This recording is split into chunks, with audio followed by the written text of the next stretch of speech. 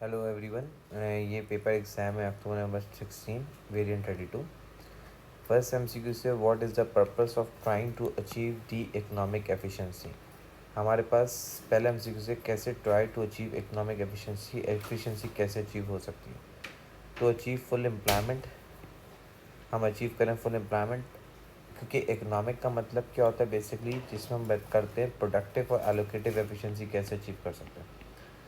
Productive plus allocative efficiency हमें कैसे achieve हो सकती है। एलोकेटिव एफिशिएंसी तो बेसिकली हम भी कह सकते हैं फुल एम्प्लॉयमेंट के, जब इकोनॉमिक क्या होती है फुल एम्प्लॉयमेंट लेवल पे होती है, जब फर्म क्या होगी एफिशिएंट होगी। इनएफिशिएंट फर्म एफिशिएंट होती है लेकिन प्रोडक्टिवली एफिशिएंट होती है, इकोनॉमिक एफिशिएंट नहीं।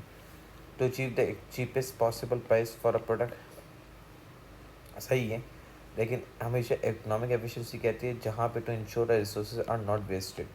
जब मेरे पास रिसोर्सेज नॉट वेस्टेड होंगे तो ऑब्वियसली बात है इकोनॉमिकली फर्म सारी इंडस्ट्रीज क्या होगी एफिशिएंट होगी, प्रोडक्टिव भी एफिशिएंट होगी, प्रोडक्टिवली एलोकेटिवली। तो सी इज़ दी करेक्ट आंसर, क्योंकि जब less wastage of the resources, क्योंकि इकोनॉमिक एफिशिएंसी बोलती है full utilisation of the resources. Full utilisation की बात करते हैं, यूटिलाइजेशन ऑफ रिसोर्सेज। और full utilisation of resources mean it's like a no wastage of the resource. जब एफिशिएंट होने के लिए आपको लेस वेस्टेज होगी, नो वेस्टेज ऑफ रिसोर्सेज, तो आपके पास कोई वेस्टेज नहीं होगी। तो सी is the correct answer. Next MCQs जो बोलते हैं, यहाँ पे आइडेंटिफाई करता हूँ the diagram of firm increase output O Y से। आपके पास ओ वाई से आउटपुट जो बर्ड है किस पे जा रहे हैं, ओ जी पे जा रहे हैं। बेसिकली ओ वाई से ओ जी पे आउटपुट आप प्रोड्यूस कर रहे हो तो फर्म कैसे है। Which statement about the effective effect on economic efficiency, कौन सा स्टेटमेंट इफेक्ट कर सकता है इकोनॉमिक एफिशिएंसी को। So basically it will increase because a greater quality will be produced and higher revenue will be generated। सही earned, तो x y से o y से x पे जा रहा है तो ऑब्वियसली बात है यहाँ पे फर्म क्या होगी, मैंने बात की एफिशिएंट हो सकती है। ऑब्वियसली बात है यहाँ पे फर्म, तो यहाँ पे फर्म क्या हो सकती है, मैंने बात की एफिशिएंट होगी। यहाँ पे फर्म एफिशिएंट होगी और फर्म अपने फुल पोटेंशियल काम कर रही है तो फर्म इकोनॉमिकली क्या होगी एफिशिएंट होगी। It will increase because a greater quantity. Next बोलते हैं it will increase because the value, it will increase because the value that consumer place on a product comes closer to the cost of producing last unit। Basically cost of producing last unit जो है वो क्या कर रही है, basically allocative efficiency.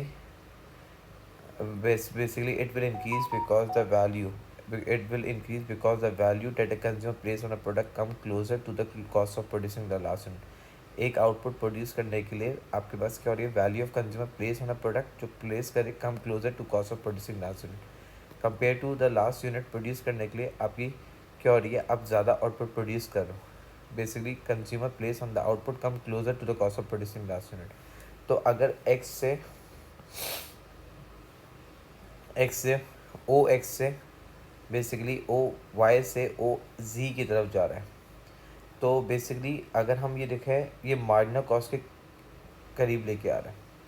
तो basically यहाँ पे मेरे पास फर्म एफिशिएंट होती है लेकिन firm economic efficiency is correct, economically efficient नहीं होगी। Economically efficient marginal cost is equal to price पे होती है, तो इसकी वैल्यू जो है डेट कंज्यूमर प्लेस जो कर रहा है on a product come closer to the cost of producing last unit जो प्रोड्यूस करने के उससे क्लोजर वैल्यू क्या। It decline because the both average and marginal revenue fall, गलत है। It will decline because the total marginal cost will rise, नहीं। तो B is the correct answer. फिर बोलते हैं next, a proposal for the new power station was rejected by the government because it is not socially beneficial। एक socially beneficial नहीं था जब भी रिजेक्ट हो गया। Government calculate the private cost could be 800, private benefit 900, external benefit ये। तो basically अगर देखा जाए प्राइवेट बेनिफिट्स मैंने बात की, private benefit is equals to 900, external benefit external benefit मैंने बात की, एक्सटर्नल बेनिफिट कितने थे, इट्स लाइक 300।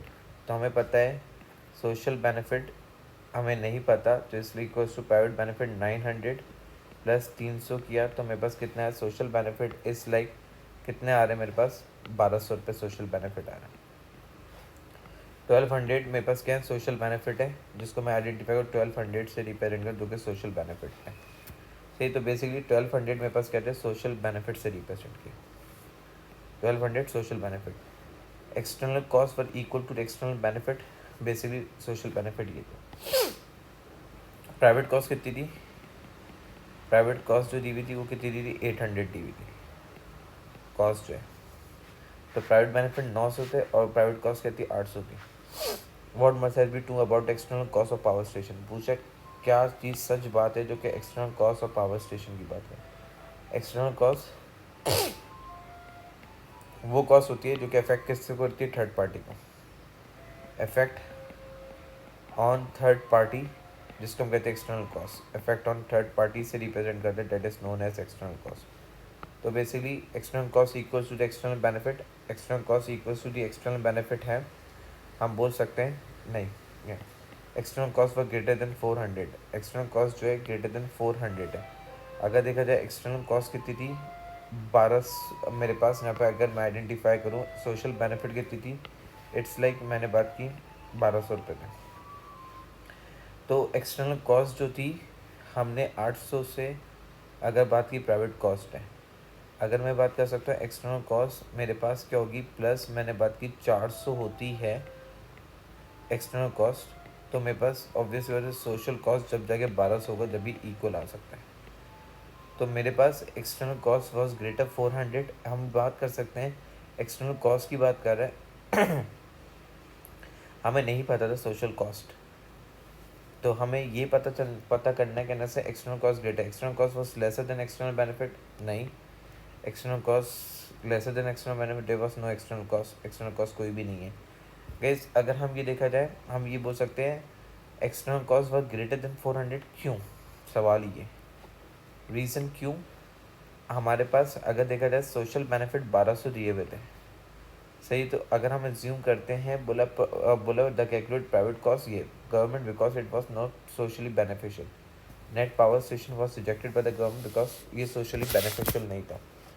तो जब सोशली बेनिफिशियल क्यों नहीं होगा, क्योंकि प्राइवेट कॉस्ट कितनी है 800 रुपये थी, सही, तो हमारे पास अगर प्राइवेट कॉस्ट 800 रुपये है तो हमारे पास एक्सटर्नल जो सोशल बेनिफिट है, सोशल एक्सटर्नल कॉस्ट जो होगी ये 300 लग रही थी, बेनिफिट 300 का था और कॉस्ट क्या थी 400 की लगी थी, क्योंकि हमने एज्यूम करते हैं सोशल कॉस्ट भी कितनी है, मैंने यहाँ पर रेडी सोशल कॉस्ट 1200 रुपये से, तो 1200 माइनस 800 के तो कितना हो गया 400, तो मैंने बात की external cost was greater, external cost ज़्यादा लग रही थी ग्रेटर देन 400, 400 से ज़्यादा थी, यही बोल सकते हैं, क्योंकि अगर हमारे पास 400 से ज़्यादा एक्सटर्नल कॉस्ट है जब तो रिजेक्ट किया होगा ये प्रोजेक्ट, वरना तो रिजेक्ट क्यों करता, रिजेक्ट जो किया वो क्यों करता, क्योंकि गवर्नमेंट ने ये रिजेक्ट क्योंकि बेनिफिशियल नहीं था, तो एक्सटर्नल कॉस्ट ऑब्वियसली बात है 400 से ज़्यादा होगी, तो जब भी हम गवर्नमेंट ने क्या 400 से ज़्यादा होगी तो गवर्नमेंट ने जब भी रिजेक्ट करती है प्रोजेक्ट, तो इसका b is the correct answer.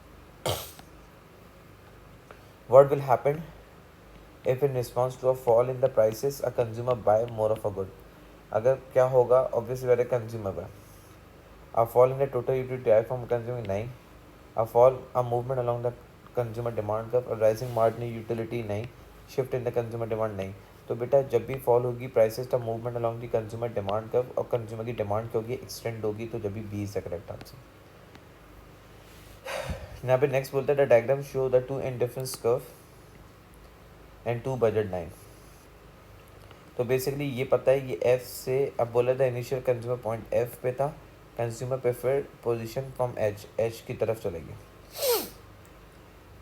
Final position become H. यहाँ पे आइडेंटिफाई करते हैं which movement which does movement f to g represent, f से जी तक क्या रिप्रेजेंट करता है, एफ से जी तक क्या था मेरे पास, ये कौन सा इफेक्ट था, एफ टू जी मेरे पास कौन सा इफेक्ट है, इसको कहते हैं सब्स्टिट्यूशन इफेक्ट, सब्स्टिट्यूशन इफेक्ट कहते हैं। और बेसिकली जी टू एच जो मेरे पास जो इफेक्ट होता है कौन सा होता है, जिसको कहते हैं इनकम इफेक्ट से रिप्रेजेंट करते हैं, क्योंकि पैरेलल शिफ्ट होता है इनकम इफेक्ट। तो F2G तक क्या बोल रहा था, सब्स्टिट्यूशन इफेक्ट क्यों, क्योंकि X1 से X2 पे गया तो प्राइसेस क्या हो रही होंगी, कम हो रही होंगी। प्राइसेस कम हो रही होगी तो according to the law of demand quantity क्या हो रही होगी, बढ़ रही होगी। तो F2G मेरे पास कौन सा इफेक्ट था, मैंने बात की सब्स्टिट्यूशन इफेक्ट था, जो कि प्राइसेस क्या हुई थी, फॉल हो रही थी। तो इसका मतलब C is the correct answer. Which of the following is long term benefit to a firm of a vertical integration. Vertical integration क्या होता है, जब सेम इंडस्ट्री होती है but different stage of production, की हम बात करते हैं, बट डिफरेंट स्टेज यहाँ पर आइडेंटिफाई करें, स्टेज ऑफ प्रोडक्शन होते हैं जिसको हम कहते हैं vertical integration. when the same industry but a different stage of production, that is known as vertical integration। तो बोलते हैं a concentration on the activities in which the firm has a comparative advantage है। यहाँ पे बात करें reduction in total cost involved in agreeing the contract with other firm, increase the firm market share। बोला increase the firm market share firm को क्या हो गया, बढ़ गया है। अगर देखा जाए, अगर बेसिकली बात है रिडक्शन टोटल कॉस्ट कम हुई तो जिसके से agreeing the contract with other firms, increase market share. Vertical में ऐसा नहीं होता। Improvement in efficiency resulting increase in use of market incentive, नहीं। तो बोला which of the one long term benefit बचाएगा to a form of vertical integration, same industry but different. Reduction in total cost, same industry थी, उन दोनों की cost कम हो गई, इन्वॉल्व एग्रीइंग का कॉन्ट्रैक्ट विद अदर फर्म। अगर कॉन्ट्रैक्ट एग्री करता है तो ऑब्वियस ही बात है, जब फर्म क्या होती है, मर्जर होती है, तो एक फर्म दूसरी फर्म एग्री कर रही है कॉन्ट्रैक्ट और विद अदर फर्म के साथ, उनकी कॉस्ट क्या हो जाएगी, कम हो जाएगी। कॉस्ट क्या हो जाएगी, कम हो जाएगी। तो इसका मतलब बेटर ऑप्शन और correct option b is the correct answer. The organizer of a major sporting event produce official souvenir products and cheaper unofficial souvenir are also produced by the street traders who sell them to people walk to the event। What is an example? मैंने basically यहाँ पर identify किया what is an example, क्या example हो सकती है। देखो बेटा, organisation major sporting major sporting event, official software cheaper, unofficial software are also produced by the street trader who sell the people walk to the event। तो basically अगर देखा जाए, एक ऑर्गेनाइजर था ऑफ मेजर स्पोर्ट इवेंट के लिए, produce official सोविनर products बना सकता है, उससे बहुत सारे प्रोडक्ट बना सकता है, सही है। Cheaper unofficial souvenir are also produce by the street traders से, ताकि people walking to the event हो जाए, पहुँच जाए उस इवेंट। क्या था, इसलिए बेसिकली हर कोई एंटर हो सकता था, सही। ये basically perfect competition, price discrimination, price leadership नहीं है, प्राइस डिस्क्रिमिनेशन नहीं। परफेक्ट और कंटेंसिल मार्केट का मतलब होता है जहाँ पे थ्रेड ऑफ कंपटीशन होता है, थ्रेड ऑफ कंपटीशन होता है। मैंने बात की ऑब्वियसली बात है, जहाँ पे बेसिकली कंपेटिटर्स ज़्यादा होते हैं जब भी थ्रेड ऑफ कंपटीशन था। उसने चीपर दिया था, unofficial souvenir are also produce by the street traders से, ताकि उसको थ्रेड ऑफ कंपटीशन जब भी इसने कहा, उसने चीपर क्या कर दिया था, ऑब्वियसली बात है cheaper unofficial souvenir are produce by the street traders को थ्रेड ऑफ कंपटीशन था, जब भी उसने ऑर्गेनाइजर ने इवेंट प्रोड्यूस ऑफिशियल सोवेनियर अपना प्रोडक्ट बनाना शुरू कर दिया। तो ऑब्वियसली बात है, तो इसका मतलब A is the correct answer. Which assumption is made in calculating the short term production cost. Short term में हमेशा रिसोर्सेज क्या होती हैं, फिक्स होती हैं। शॉर्ट टर्म में रिसोर्सेज क्या होती हैं, फिक्स होती हैं। रिसोर्सेज यहाँ पर आइडेंटिफाई करें, शॉर्ट टर्म में हमेशा रिसोर्सेज फिक्स होती है। कौन कौन सी रिसोर्सेज फिक्स होती हैं, बेसिकली लैंड और कैपिटल फिक्स होता है। But one factor is variable, एक फैक्टर वेरिएबल होता है, one factor but one factor, मैंने बात की वन फैक्टर जो होता है इज वेरिएबल होता है। कौन सा फैक्टर है वेरिएबल, मैंने बात की लेबर। लॉन्ग रन में all the resources are variable. अगर मैं बात करूँ लॉन्ग रन में all resources are variable. Long run में ऑल रिसोर्सेज क्या होती हैं, बेसिकली क्या होती है, मैंने बात की वेरिएबल होती है। तो all factor of production are fix short term में, नहीं। All factor of production are variable, नहीं। मैंने बात की सारे फैक्टर्स क्या होते हैं, क्या वेरिएबल होते हैं क्या नहीं होते। The state of technology is fix, हाँ technology fix, the state of technology is very, but technology हमेशा क्या होती है, फिक्स होती है, जिसको हम कहते हैं कैपिटल। कैपिटल हमेशा क्या होता है, फिक्स होता है शॉर्ट टर्म में। तो बेसिकली यहाँ पे आइडेंटिफाई करता हूँ C is the correct answer. Next जो है in the diagram total cost is from short run total cost curve. ये शॉर्ट रन बोला है, टोटल कॉस्ट है, लॉन्ग रन की बात नहीं कर रहा, short run. Which statement is correct, average total cost minimise at OQ2। Average cost minimise हो रही है यहाँ पे, इस पॉइंट पे नहीं हो रही। अगर average variable cost is minimise, अगर यहाँ पे बोलता है average variable cost is minimise हो रही है OQ1 पे, OQ1 पे, तो मिनिमाइज तो नहीं हो रही, बढ़ रही है। Average variable cost is minimise at output OQ3, नहीं। अगर मैं बात करूँ marginal cost is minimise at OQ2, हाँ।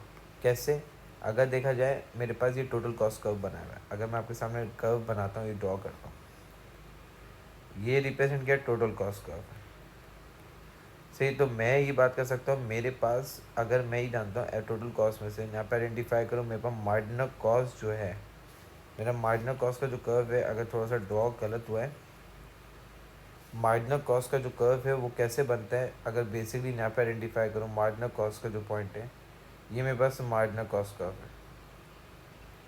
तो ये पॉइंट मार्जिनल कॉस्ट के लिए क्या है, ये मार्जिनल कॉस्ट का कर्व अपवर्ड स्लोपिंग, तो ये मार्जिनल कॉस्ट का ये कौन सा पॉइंट होगा, मिनिमाइज हो सकता है OQ2 पे, सही। तो ये बोलता है marginal cost is minimise at OQ2, सही। अगर मैं ये बात करूँ यहाँ पे, सॉरी मैंने ऊपर बना दिया है, ये कर्व जो है OQ2 जो है मेरे पास, अगर मैं यहाँ से इंटरसेक्ट करता हो जाऊँ मार्जिनल कॉस्ट कर्व, तो मार्जिनल कॉस्ट कर्व इस पॉइंट पे क्या है, मैंने बात की मिनिमम पॉइंट, तो मिनिमम पे जा रहा है। मार्जिनल कॉस्ट इंटरसेक्ट जब कर रहा था तो इस मीन लाइक मिनिमम पे था, तो इस लाइक का मैंने बात की, इसका करेक्ट आंसर क्या था, मैंने बात की D is the correct answer. Next MCQ से the table show the total cost of firm, what is the average variable cost of producing 4 unit. बोला एवरेज वेरिएबल कॉस्ट क्या है, प्रोड्यूसिंग 4 यूनिट।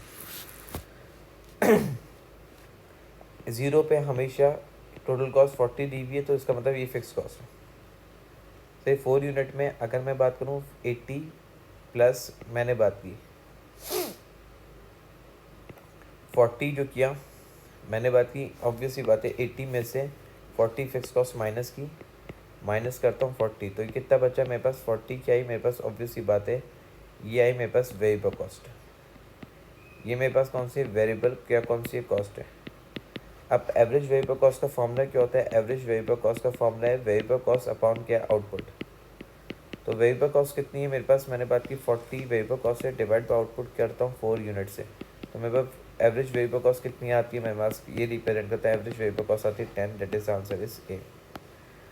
फिर बोलता है next MCQ, which condition must apply before a market can be regarded as a perfectly कंटेंसिव। Perfectly कंटेंसिव mean जब बहुत ज़्यादा कॉम्पिटिशन होता है, थ्रेट ऑफ कॉम्पिटिशन होता है, हर कोई मार्केट में एंटर करना चाहता है, तो इसको कहते हैं परफेक्टली कॉम्पिटिशन बहुत ज़्यादा होता है।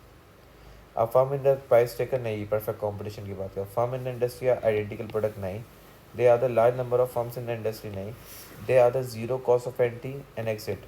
हमेशा ये रखना कंटेंसिव मार्केट में लो बैरियर्स होते हैं और थ्रेट ऑफ कॉम्पिटिशन होता है, लो बैरियर्स टू एंट्री होते हैं ताकि कोई भी एंटर कर सकता है, जब भी हमारे पास क्या है, D is the correct answer. फिर बोलता है the diagram show the average and marginal revenue curve of oligopolistic of OQ is the profit maximising level of output, which curve could be a marginal cost curve. ना पे पूछा कौन सा curve जो है मार्जिनल कॉस्ट कर्व बनेगा, marginal cost curve जो बनेगा अगर देखा जाए, which curve would be a marginal cost, marginal revenue curve of ओलिगोपॉलिस्टिक OQ2 पे था, OQ पे मार्जिनल क्या था, रेवेन्यू था, तो इसका मतलब ये मार्जिनल रेवेन्यू कर्व था इस जगह पे। अगर मेरे पास ये बोल रहा है क्या आंसर है, यहाँ पर आइडेंटिफाई कर रहा है marginal revenue curve of oligopoly OQ is the profit maximising, OQ क्या है, OQ पे प्रॉफिट मैक्सिमाइज हो रहा था। Which curve would be a marginal cost curve, marginal cost curve ना बी बन सकता है ना ही बन सकता है, क्योंकि ओलिगोपॉलिस्टिक की डायग्राम अगर मैं आपके सामने यहाँ पे ड्रॉ करता हूँ, यहाँ पे ये आइडेंटिफाई किया ड्रॉ किया, ये मेरे पास इलास्टिक था, ये इलास्टिक होता है, ये मार्जिनल रेवेन्यू कर्व है, ये मेरे पास किसकी कर्व बनती है, मार्जिनल कॉस्ट की कर्व बनती है। तो ये मेरे पास मार्जिनल रेवेन्यू, तो बेसिकली यहाँ पे आइडेंटिफाई करते हैं इस कर्व में, ये demand is equals to average revenue है, ये demand is equals to marginal revenue था, ये आइडेंटिफाई किया क्वांटिटी से रिप्रेजेंट किया, ये मार्जिनल कॉस्ट से रिप्रेजेंट किया, मार्जिनल कॉस्ट बढ़े कम हो आउटपुट में कोई चेंज नहीं आएगा। ये वाला जो पॉइंट था मेरे पास, कौन सा पॉइंट था, ये मेरे पास जो पॉइंट था बेसिकली किंग डिमांड कर्व था। ये पॉइंट को मैं आइडेंटिफाई कर सकता हूँ, किंग डिमांड कर्व से रिप्रेजेंट कर सकता हूँ। ये पॉइंट मेरे पास कौन सा पॉइंट है, मेरे पास किंग डिमांड कर्व था, जो कि किंग डिमांड कर्व मैंने ये ड्रॉ कर दिया। सही है, ये किंग डिमांड कर्व था, प्राइसेस ये होती हैं। ये जो कॉन्सेप्ट है बेटा याद रखना, इधर आता है प्राइस रिजिडिटी का कॉन्सेप्ट आता है। प्राइस रिजिडिटी का मतलब क्या है, अगर कोई भी फर्म प्राइसेस को बढ़ाता है तो अदर कॉम्पिटिटर फॉलो नहीं करेंगे। ये जो कॉन्सेप्ट आता है किसका आता है, प्राइस वॉर का। सारी फर्म को लॉस बेयर करना पड़ेगा अगर सारी फर्म ने प्राइसेस कम कर दी इंडस्ट्री में। तो basically C is the comparatively better option, क्योंकि जिसमें मार्जिनल कॉस्ट में और आउटपुट में कोई चेंज नहीं आ रहा था, ये वाला point. Next, what is the most likely to be found when comparing the long run equilibrium outcome in the monopolistic competition. Monopolistic competition का मतलब है जहाँ पे कंपटीशन क्या है, ज़्यादा है, जहाँ पे कॉम्पिटिटर्स क्या होते हैं, ज़्यादा होते हैं। यहाँ पे ऑब्वियस ही बात है, basically large number of competitors होते हैं। लार्ज नंबर ऑफ क्या होते हैं, मैंने बात की कॉम्पिटिटर्स होते हैं। कॉम्पिटिटर्स होते हैं जहाँ पे बेसिकली एडवर्टीजमेंट करती है फर्म, मार्केटिंग करती है ताकि अपना, ऑब्वियस ही बात है, मैंने बात की एक्सेस प्रोडक्शन करने की कोशिश कर रही होती है ताकि क्या हो जाए, मार्केट शेयर इंक्रीज हो जाए, मार्केट शेयर क्या हो जाए, बढ़ जाए। इसलिए तो मैंने बात की, पहला एमसीक्यूज बोलता है greater degree of excess capacity in monopolistic company. Excess capacity होती है, हाँ हो सकता है। High level of profit in the monopolistic, नहीं। Large number of competitors in monopolistic, आज लार्ज नंबर ऑफ कॉम्पिटिटर्स, हाँ हो सकता है। आज large number of firms in the monopolistic, large number of firms नहीं होते, इतनी ज़्यादा फर्म्स नहीं होती, इसलिए मैंने बात की लाइक 10 to 100 फर्म्स होती हैं। सही है, लार्जर नंबर ऑफ फर्म्स, बहुत लार्जर नंबर ऑफ फर्म्स नहीं होती। मोर प्राइस इलास्टिक डिमांड का फिर मोनोपोलिस्टिक कंपटीशन, हाँ क्रॉस परफेक्ट आउटकम इन मॉर्सिव with that in perfect competition. अगर देखा जाए मोनोपोलिस्टिक में लॉन्ग रन में की बात कर रहा है, यहाँ पे बात सही कर रही है। सही है, हम ये बात सही कर रहे हैं दोनों, लेकिन क्या है बोला है, found in the long equilibrium outcome in monopolistic and with that perfect competition. Long run में लॉन्ग रन में मैंने बात की, दोनों कौन सा प्रॉफिट जनरेट करते हैं, नॉर्मल प्रॉफिट जनरेट करते हैं। नॉर्मल प्रॉफिट जनरेट करते हैं जहाँ पे average cost is equal to क्या होता है, एवरेज रेवेन्यू होता है। तो बोला है degree of excess capacity in monopolistic competition, अगर डिग्री ऑफ एक्सेस कैपेसिटी होगी लॉन्ग रन के अंदर, तो जहाँ पे वो फर्म नॉर्मल प्रॉफिट जनरेट कर सकती है। What is a not a source of market failure, imperfect information, हाँ हो सकता है ये मार्केट फेलियर है, ये मार्केट फेलियर की सोर्स है। सही है, मैंने बात की, ये भी इनकम इनक्वालिटी नहीं हो सकती, हाँ ये सही है। मोनोपोली भी मार्केट फेलियर है, नॉन एक्सक्लूसिवली पब्लिक गुड का मार्केट फेलियर होती, तो इसका मतलब क्या है मेरे पास, B is a correct answer. फिर नेक्स्ट जो एमसीक्यूज है, यहाँ पे नेक्स्ट एमसीक्यूज जो रिप्रेजेंट करता है बेसिकली ये बात कर रहा है, द गवर्नमेंट वॉज,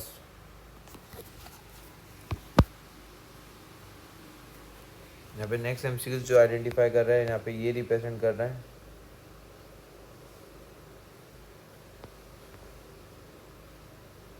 अगर हम डिस्कस करें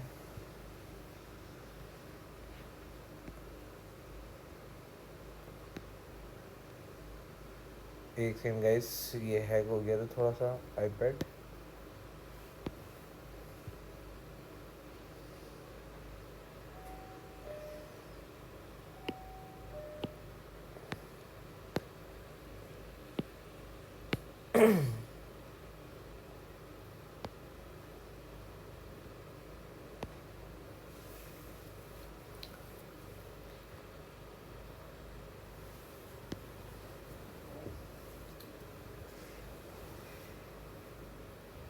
ये एक सेकंड बेटा, मैं थोड़ा सा ये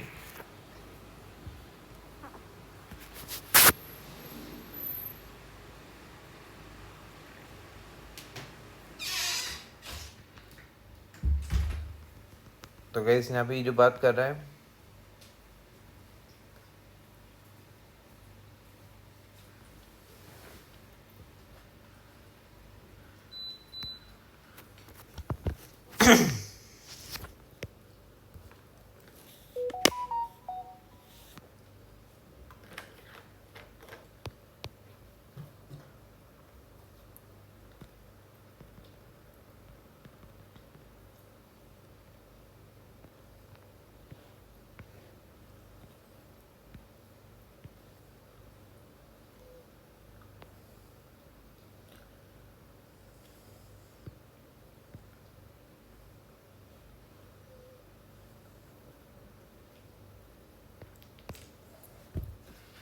अगर हम डिस्कस करें लाइक 1 मिनट जैसा मुझे देते हैं आप लोग।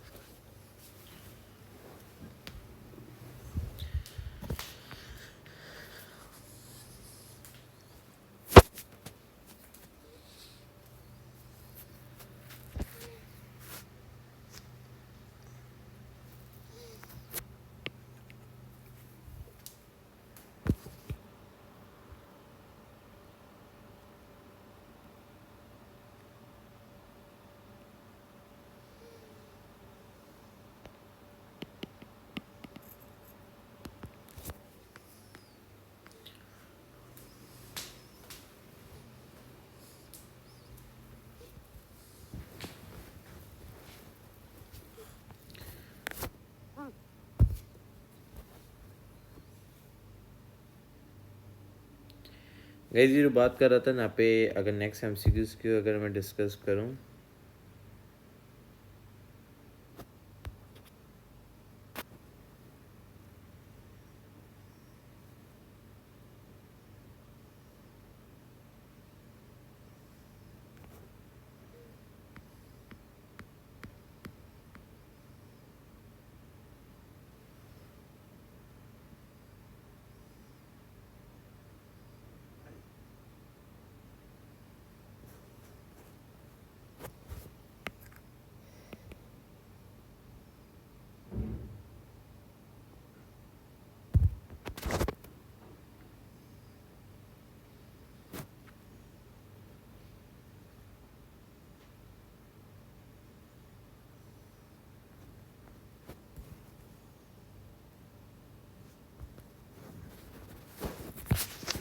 एक मिनट।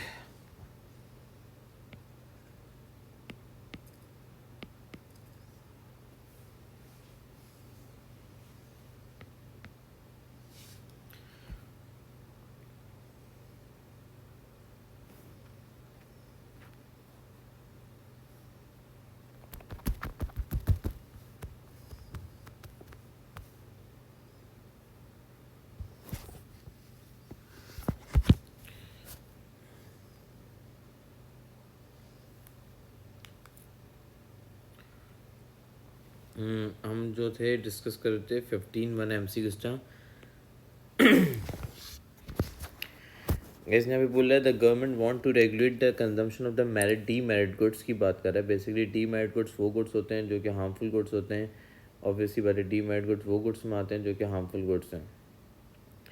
सो डी मैरिड गुड्स जो कि कौन बनाता है, वो प्रोड्यूसर बनाता है, उसको प्रॉफिट मिल रहा होता है जब भी वो डी मैरिड गुड्स प्रोड्यूस कर रहा होता है।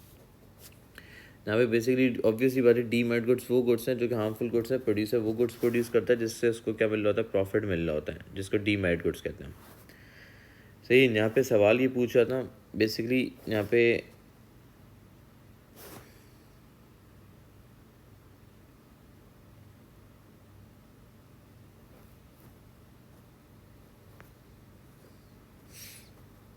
यहाँ पे जो एग्जाम ने जो सवाल पूछा था, बोल रहा था द गवर्नमेंट वांट टू, एक second,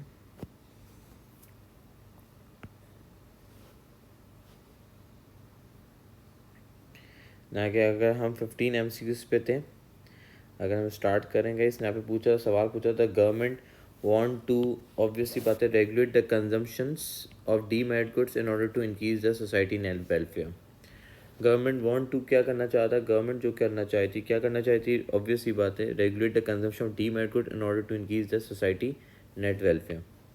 in which situation will the society net welfare increase, कब नेट वेलफेयर इंक्रीज हो सकता है सोसाइटी के अंदर। तो गाइस मैं ये बोल सकता हूँ कब वेलफेयर इंक्रीज हो सकता है, fall in the marginal social benefit is greater than marginal social cost.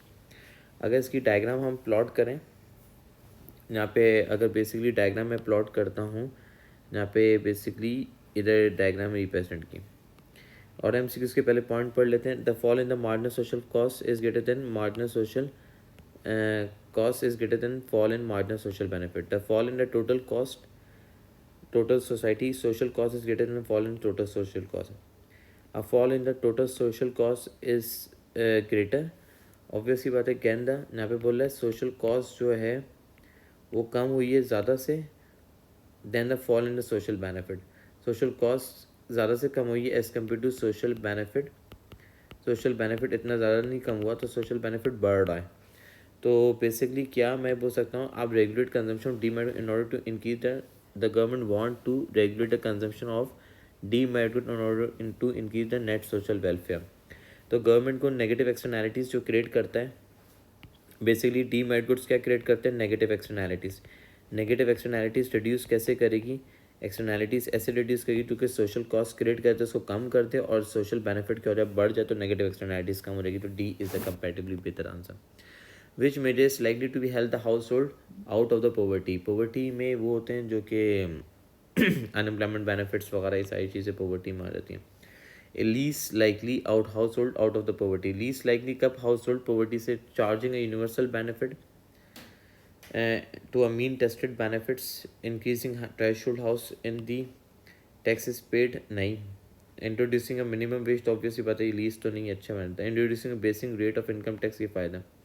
तो यूनिवर्सल बेनिफिट्स क्या है, जिनकी income beyond it certain level है उनको बेनिफिट पहुंचाना, सबको बेनिफिट पहुंचाना, जिसकी इनकम मीन टेस्टेड का मतलब इनकम जो है जिनकी फॉल हो रही है beyond it's level, beyond the certain level, beyond the certain level से ज़्यादा उनकी इनकम कम हो गई तो उनको बेनिफिट पहुंचाना। तो ये लीस्ट लाइकली थर्ड पंजा बचा रहा होता है बेनिफिट्स, तो इस like A is a correct answer. फिर यहाँ पे बोलते हैं in the addition to the revenue which result of employing one additional unit of factor cost quantity of labour और MRP। तो व्हाट डज दिस डिफाइन, ये क्या डिफाइन करता है, बेसिकली यहाँ पे अगर आइडेंटिफाई करता है, बोलता है एडिशनल रेवेन्यू, एडिशनल रेवेन्यू की बात करें, additional revenue is like a marginal revenue. तो मार्जिनल एडिशनल रेवेन्यू जो प्रोडक्ट तुम बना रहे थे जब एक्स्ट्रा लेबर हायर कर रहे थे, इसको कहते हैं MRP कहते हैं। MRP कैसे कैलकुलेट होता है, marginal physical product, marginal product of labour multiply by marginal revenue. यहाँ पर आइडेंटिफाई किया marginal product of labour multiply by marginal revenue, तो क्या निकलता है, मैंने बात की MRP, तो इसका मतलब marginal revenue product. The next diagram show the demand and supply for the labour, demand and supply for the labour की बात कर, तो हमेशा याद रखोगे बेटा ये वाला एरिया कौन सा है, ट्रांसफर अर्निंग है, ये वाला एरिया कौन सा होता है, मैंने बात की इकोनॉमिक रेंट होता है। ये एरिया कौन सा है, मैंने बात की ट्रांसफ़र अर्निंग था, और ये एरिया क्या था मेरे पास, इकोनॉमिक रेंट था। तो मैंने बात की ये ट्रांसफ़र अर्निंग था और ये इकोनॉमिक रेंट था, सही गाइस। तो अगर मैं बात करूँ ये ट्रांसफ़र अर्निंग था और मेरे पास कौन सा वो एरिया कौन सा था, इकोनॉमिक रेंट था। तो basically which area economic rent, अगर देखा जाए 1, हाँ रिप्रेजेंट करता है, सिर्फ 1। अगर मैंने बात की 1 क्या रिप्रेजेंट करता है, इकोनॉमिक रेंट, हाँ इकोनॉमिक रेंट रिप्रेजेंट करता है 1। तो 4 economic rent area represent economic rent area which two area represent 1, तो हमेशा इकोनॉमिक रेंट तो है ही है। 3 जो है सिर्फ ये ट्रांसफ़र अर्निंग होता है। ये 4 वाला एरिया इकोनॉमिक रेंट बन सकता है, क्योंकि इसलिए बन सकता है 4 वाला एरिया जितना भी ये एरिया है ये इकोनॉमिक रेंट हो सकता है। तो बेटर ऑप्शन में जो है वो क्या हो सकता है, 18 का जो है ऑब्वियसली बात है बी इज़ द करेक्ट, 1 और 4 हो सकता है। 1 और 3 तो बिल्कुल नहीं हो सकता, 2 और 3 बिल्कुल नहीं हो सकता, 2 और 4 नहीं हो सकता। पे बात कर रहा है table show the short and production of a form with the labour weber cost production if worker is hired in a perfectly, मैंने बात की लेबर मार्केट के अंदर, लेबर जो हायर किया गया है परफेक्टली लेबर मार्केट के अंदर,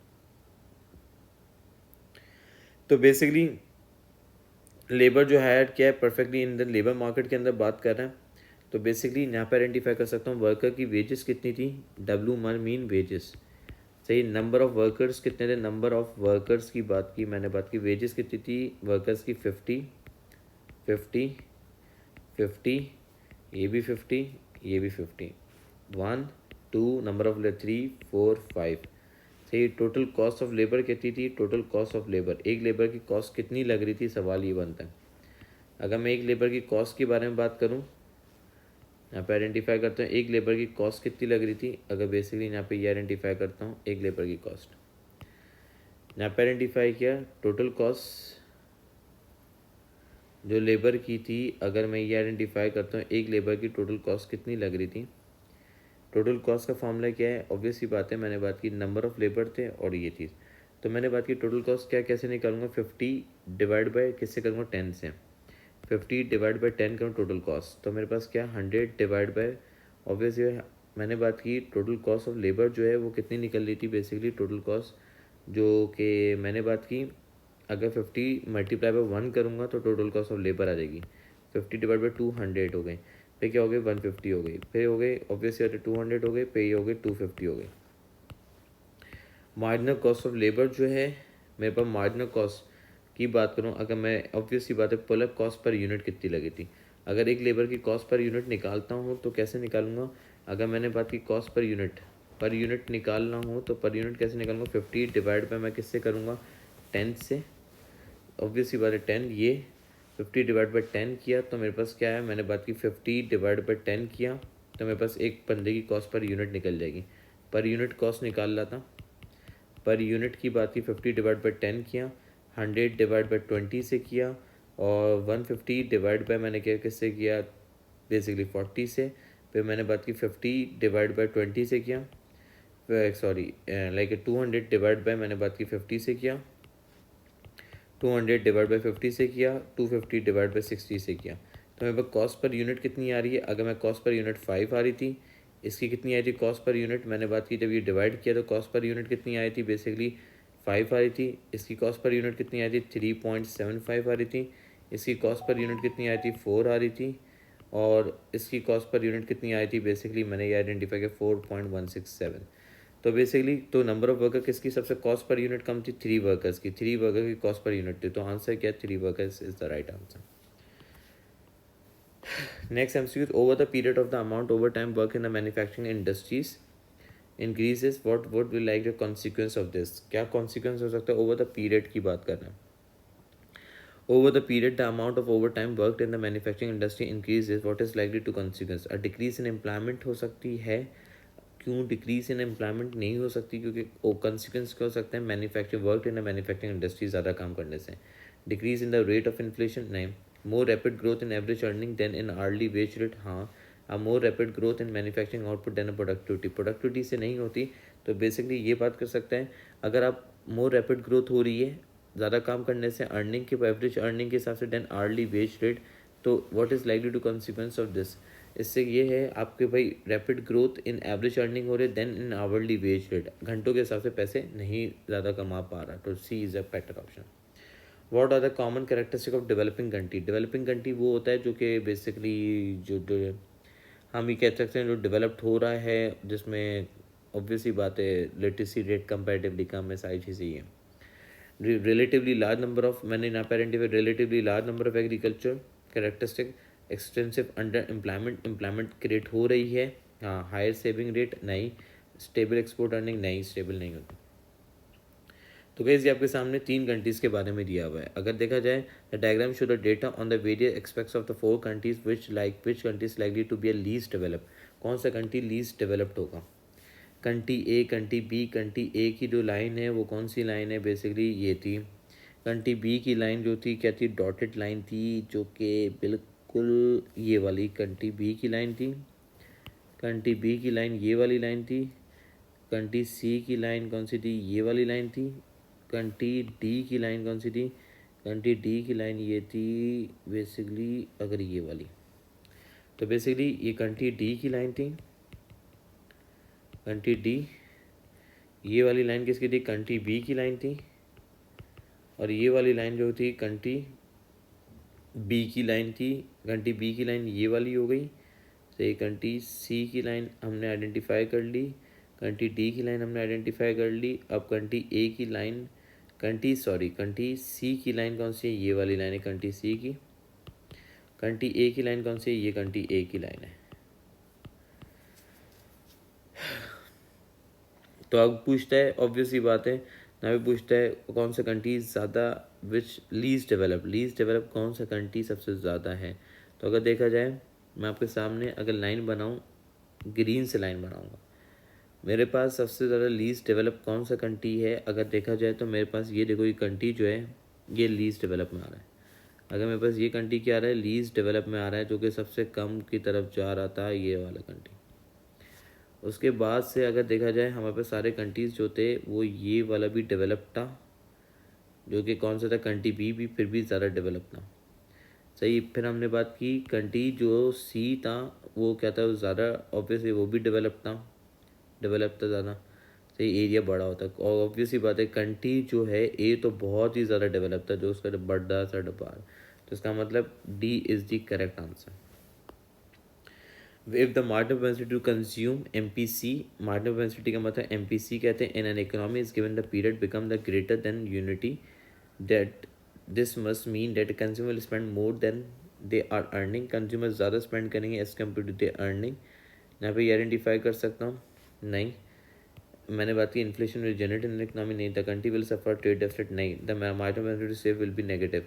जब MPC बिकम ग्रेटर होगा, सही, unity, this must mean that MPS जो है, मार्जिनल प्रोपेंसिटी टू सेव जो है, अगर marginal propensity to consume in an economic given period become greater than a unity जितना होता था उससे ज़्यादा होता है, हो जाएगा। तो this mean that marginal propensity to save क्या होगा? नेगेटिव। हमेशा सेविंग क्या होती है?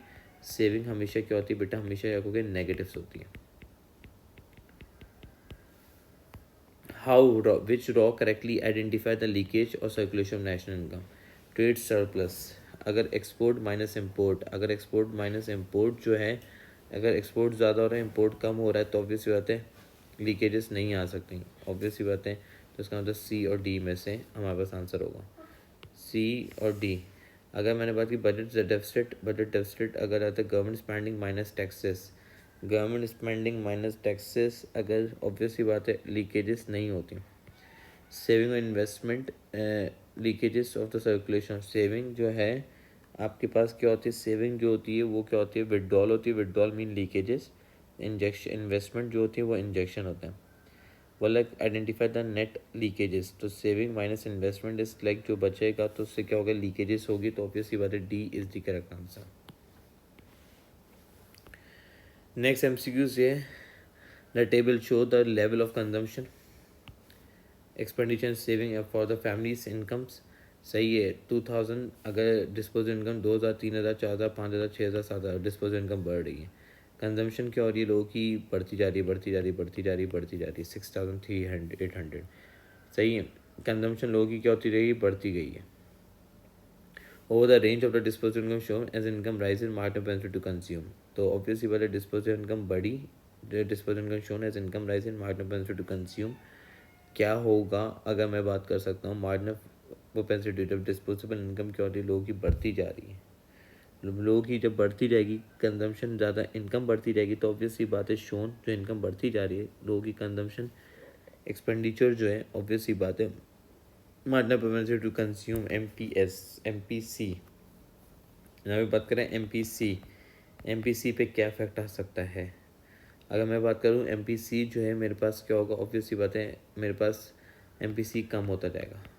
जब इनकम बढ़ती रहेगी तो MPC क्या होगा? कम होता रहेगा। क्योंकि मेरी डिस्पोजेबल इनकम शोन जो हो रही है, डिस्पोजेबल इनकम बढ़ती जा रही थी, तो मेरे पास MPC अफेक्टेड होगा। ऑब्वियसली बात है 1 माइनस MPC कैसे निकालते हैं? अगर MPC निकालते हैं change in consumption upon change in income. सही है। तो मेरे पास अगर देखा जाए change in consumption upon change in income, तो मैं बोल सकता हूँ जैसे कंजम्पशन जो हुई थी कितनी हुई, 2150 डिवाइड बाई 2000, तो ये आता ऑब्वियसली बात है 1.075 आ रहा था। फिर मैंने बात की 3100 डिवाइड बाई 3000, तो ये आता 1.03। फिर मैंने बात की 4000 डिवाइड बाई 1, तो ये 1 आ रहा था। फिर 4850 डिवाइड बाई मैंने क्या किया 5000, तो मेरी कंजम्पशन 5000, तो ये आ गया 0.97। तो मेरी कंजम्पशन क्या हो रहा है, MPC क्या होता है, ज़्यादा कम होता है। MPC का फॉर्मूला क्या है, ये MPC निकालने का फॉर्मूला है। तो 5650 डिवाइड बाई 6000 करूँ तो मेरे पास 5650 डिवाइड बाई 6000 करूँ तो बेसिकली 0.94। अगर मैं बात करूँ 6380 डिवाइड बाई 7000 किया तो यार 0.911। तो बेसिकली कंजम्पशन क्या होता है, MPC कम होता जा रहा है। MPC फॉल होता जा रहा है किस वजह से, अगर हमने consumption change in consumption upon invest income से किया, ये फॉर्मूला इंप्लीमेंट किया, तो ऑब्वियसली बात है fall continuously. B is the correct answer. Next MCQs जो है, what would cause an increase in transaction demand of money, किस वजह से ट्रांजेक्शन डिमांड ऑफ मनी आपकी क्या हो सकती है, बढ़ सकती है। ऑब्वियसली बात है fall in the bond prices की वजह से ट्रांजेक्शन जो होता है, जो कि आप डेली ट्रांजेक्शन के लिए यूज़ करते हो, डेली ट्रांजेक्शन्स जो आती हैं वो आती है ट्रांजेक्शन में आती हैं, डेली ट्रांजेक्शन, जिसमें हम कहते हैं day to day transaction, day to day expenditures जितने होते हैं वो आपके डेली ट्रांजेक्शन में, डे टू डे एक्सपेंडिचर्स जो आते हैं वो किस में आते हैं, डेली ट्रांजेक्शन में आते हैं। सही है, डे टू डे ट्रांजेक्शन जो होते हैं वो किस में आते हैं, ऑब्वियसली बात है इसमें आते हैं। Increase in the rate of interest, increase in unemployment, सही, तो मैं बोल सकता हूँ इंक्रीज इन, ऑब्वियसली बात है नॉमिनल नेशनल इनकम आपकी बढ़ेगी, तो आपकी डेली ट्रांजेक्शन क्या होगी, बढ़ेगी। मैंने बात की नेशनल इनकम के इंक्रीज़ होने से, नेशनल इनकम जब बढ़ेगी इस मीन लाइक आपका GDP बढ़ेगा, जब GDP बढ़ेगा तो आपकी डेली ट्रांजेक्शन क्या होगी, डेली ट्रांजेक्शन्स क्या होंगी, अफेक्टेड होंगी, ट्रांजेक्शन क्या होंगी, अफेक्टेड होंगी कि नहीं होगी। तो इसका मतलब क्या है, B is the correct answer. 27 government economic adviser disagree over the relative impact on the fiscal and monetary control, fiscal और मॉनेटरी कंट्रोल की बात कर रहे हैं। What is most likely to be a first stage at which the time lag will occur? Time lag कब अकर हो सकता है, introduction of chosen policy, introduction of chosen policy की वजह से हो सकता है, तो ये बोल सकता है नहीं। ऑपरेशनल इफेक्टिवनेस ऑफ पॉलिसी नहीं, रिकग्नाइजेशन ऑफ एग्जिस्टिंग प्रॉब्लम नहीं, selection of appropriate policy, time lag, first stage which is most likely to first stage at which the time lag will occur, time lag जब selection of appropriate policy की वजह से, in a selection, time lag will occur in a selection of appropriate policy की वजह से physical monetary policy में क्या होता है, पॉलिसी इफेक्टिव होनी चाहिए। तो इसका मतलब क्या है, D is the comparatively best answer. 28 which what has not been occupied by the global economic growth over the last 25 years, 25 सालों में नॉट की बात कर रहे हैं, बेसिकली नॉट की बात कर रहे हैं, नॉट अकम्पाइंड। मैंने बात की जब economic growth over the last 20 years में ग्रोथ नहीं हुई, depreciation of the non renewable resources की वजह से नहीं हुई, मैंने बात की नहीं। डिक्रीज इंटरनेशनल ट्रेड की वजह से इकोनॉमिक ग्रोथ हाँ हो सकता है, ग्रोइंग अर्बनाइजेशन नहीं, इनक्रीज एटमॉस्फेरिक पोल्यूशन नहीं, तो B is the correct answer है। फिर बोलता है which policy pursued by the central bank represent contractionary monetary policy, contractionary monetary policy ये होती है जब आप इंटरेस्ट रेट को क्या कर देते हो, बढ़ा देते हो, और मनी सप्लाई क्या करते हो, कम करते हो। Reduction in interest rate, reduction in interest rate, purchase of foreign currency, आप फॉरेन करेंसी ख़रीद लो तो हमारे पास से sale of bond in open market, contractionary monetary open market में हम क्या कहते हैं, सेल करें अगर बॉन्ड्स को बेचें तो मनी सप्लाई क्या होता है, जब गवर्नमेंट क्या करेगी, बेसिकली गवर्नमेंट जब सेल कर रही होती है बॉन्ड्स को सेल कर रही होती है, किसको सेल कर रही होती है, मैंने बात की बॉन्ड्स को सेल कर रही थी किसको, जनरल पब्लिक को जब बेचेगी तो ऑब्वियस सी बात है उस टाइम पे क्या होगा, मनी सप्लाई नहीं करना पड़ रहा होगा गवर्नमेंट को, मनी सप्लाई क्या हो रहा होगा, कम हो रहा होगा। उस टाइम पे ऑब्वियसली बात है जब मनी सप्लाई कम करेगी किसको, गवर्नमेंट को सेल जब कर रही है बॉन्ड्स, तो government does not have to print the notes और सप्लाई करने की जरूरत नहीं पड़ेगी, तो D is the correct answer. If the sale of the bonds मैंने बात की in the open market operation, the government does not need to have to supply the currency. Which policy is the principal aim to ensure the public finance, ensure the sound of public finance? Public finance कब हो सकता है guys? हम ये जान सकते हैं. Environmental policy नहीं. फिजिकल पॉलिसी हाँ. टैक्सेस हो सकता है. मॉनेटरी पॉलिसी इंटरेस्ट रेट नहीं. सप्लाई साइड पॉलिसी नहीं. पोटेंशियल को बढ़ाती है तो नहीं. तो B is the correct answer होगा. आई होप सो गाइस, ये आप लोगों को समझ आएगा. ये पेपर था अक्टूबर नवंबर का पेपर था. इट्स लाइक अक्टूबर नवंबर 16 का पेपर था. आई होप सब लोग के लिए होगा. अल्लाह हाफिज़. अपना ख्याल रखिएगा. अक्टूबर नवंबर 16 का पेपर था और थोड़ा सा इंपॉर्टेंट पेपर था. इसकी थोड़े से इसमें सिर्फ 3 MCQ सबसे ज़्यादा इंपॉर्टेंट है. इसको फॉलो करेगा जो कैलकुलेशन वाले थे. ठीक है. सी यू. अल्लाह हाफिज़.